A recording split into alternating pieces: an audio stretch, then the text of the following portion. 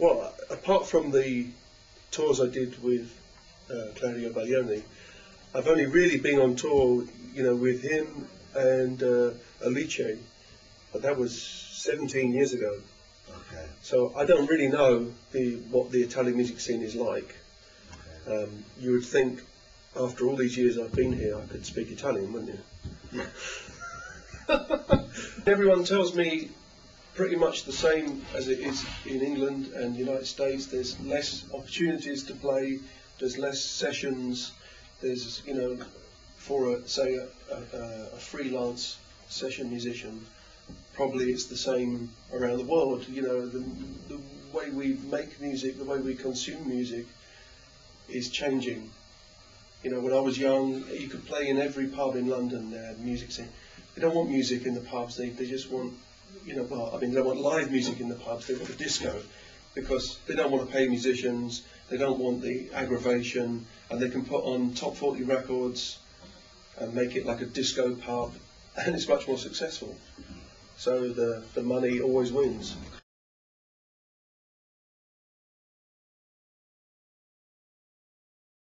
Yeah, it's been around a very long time, the British one. My father was a member and I was a member from 1979. But I think it's, in my opinion, a bit outdated. It was always strong in places like radio and TV and theatre. And maybe they still are, I don't know, because I haven't been in the union for 5 years. You know, for minimum wage conditions, these kind of things. But I don't really want to work for minimum union wage. I mean, they set a minimum union wage. You cannot go lower than this. But the problem is that the employers, okay, so we just pay this.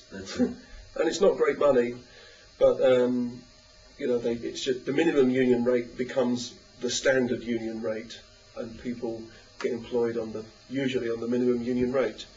I mean, in TV and theatre and radio, you know, the BBC, maybe it's still valid, but it never felt very valid to me in a pop arena, you know, in the world of pop music. The last tour we did, we played in Rome and we played in Milan at Rolling Stone, and now we have a new record coming out, which is called Fear of a Blank Planet, and we will tour England first in April. It comes out in the middle of April. I don't know exactly, something like 18th of April, something like that. And we will tour 10 dates, I think, in England. I mean, you can always check the schedule on porcupinetree.com. We always put the list of concerts there. Then I believe we're going to go to America. And then I believe we're coming to Italy. We're playing a festival called Gods of Metal. So we're hoping we might be able to design a tour that makes more economical sense and sense for the band for exposure. We understand it's a great exposure to play at a festival, maybe in countries where we're not so well known, Scandinavia maybe, you know, something like that. And people can see us because they're at the festival.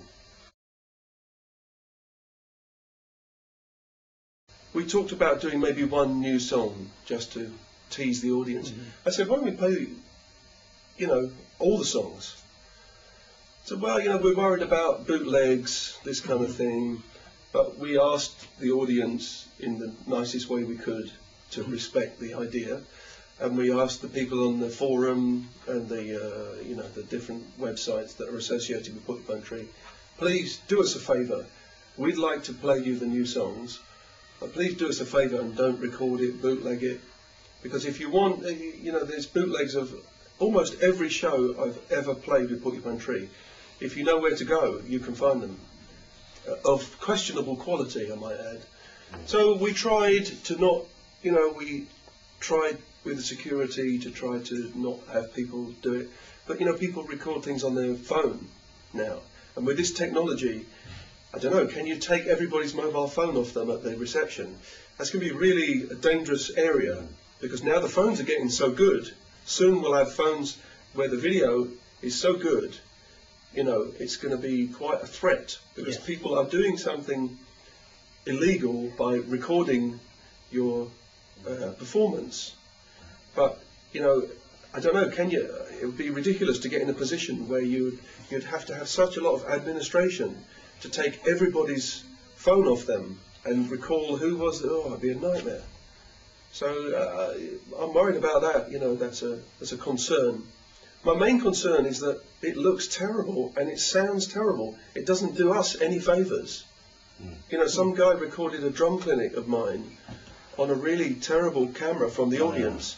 And I wrote to him and said, please, can you take it off YouTube? Yeah, sure. He said, oh, I thought it was great. And I said, it's not doing me any favours. If you think you're doing me a favour, you're not, because it looks terrible, it sounds terrible, and that might be the first time someone has ever heard me play. It might be the first time anyone's ever heard of Porcupine Tree. You know, someone says, hey, I know this great band, Porcupine Tree. Okay, so you do a search on the internet, you go, oh, there's some videos on YouTube, and you look at it and it sounds terrible. They were together for about 10 years, and Richard Barbieri, the keyboard player, called me one day and said, Chris Maitland, the previous drummer, has left the band. We're just about to record a new album. We can employ you like a session musician, which is kind of what I was doing. And I went to New York and recorded in absentia with the band as a session musician. And afterwards, you know, it worked out well. And they said, we'd like you to join. And really, that's as simple as that.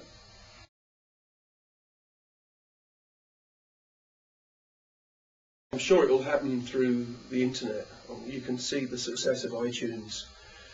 It's just phenomenal. And I think the way people consume music now, even when they buy the CD, they put it in the computer, they put it on the iPod or MP3 player, because it's so convenient. You know, I have my whole, I don't know, 500-600 albums on my iPod.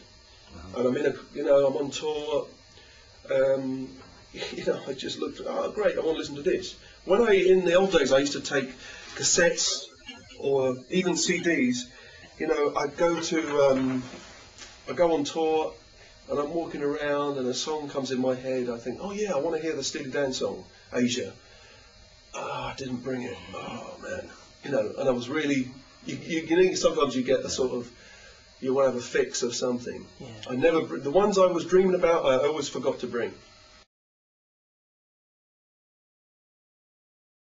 I suppose they're all, everything I do has got a theme regarding, I thought originally education, but really it's a theme that I use because I'm more interested in concepts than technique.